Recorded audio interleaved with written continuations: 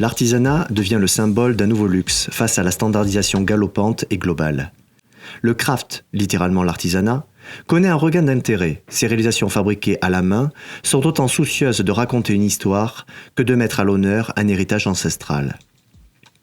Comme pour enrayer un système uniformisé et expéditif, le véritable luxe réside dans un artisanat qui prend le temps et qui se joue des imperfections. Cette tendance porte un nom, le style art et craft, que l'on nomme modern craft.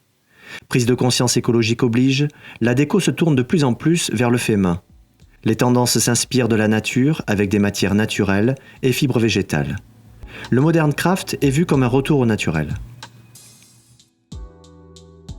Bénédicte Fabien du bureau de style Le Herper Paris indique dans un article dans Marie-Claire que ce qui se joue à travers le textile et nos envies vestimentaires ne fait que traduire nos interrogations profondes. Les boutiques les plus cool du moment ressemblent presque à des monastères, c'est dire.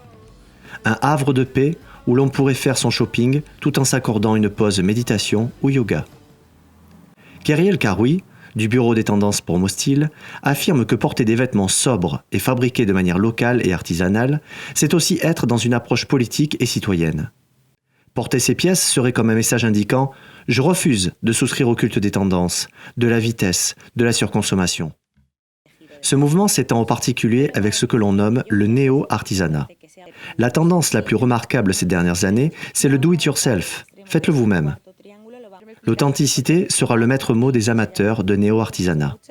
Il existe sur la toile des centaines de milliers de blogs dédiés à la tendance du fait main, avec des tutoriels vidéo, des forums, des groupes de discussion. Le web 2.0 permet d'apprendre et de partager ses bons plans. Le craft est aussi un bon moyen pour réutiliser ou recycler des objets que vous aviez déjà, en mode récup et zéro déchet. La mondialisation a lissé notre manière de consommer, en nous proposant des produits standardisés et bon marché. Il faut repenser notre mode de production et rompre avec notre dépendance vis-à-vis de la Chine. Ces nouveaux consommateurs veulent se différencier par leur manière d'appréhender l'objet en respectant un mode de production plus respectueux de l'environnement et de l'individu.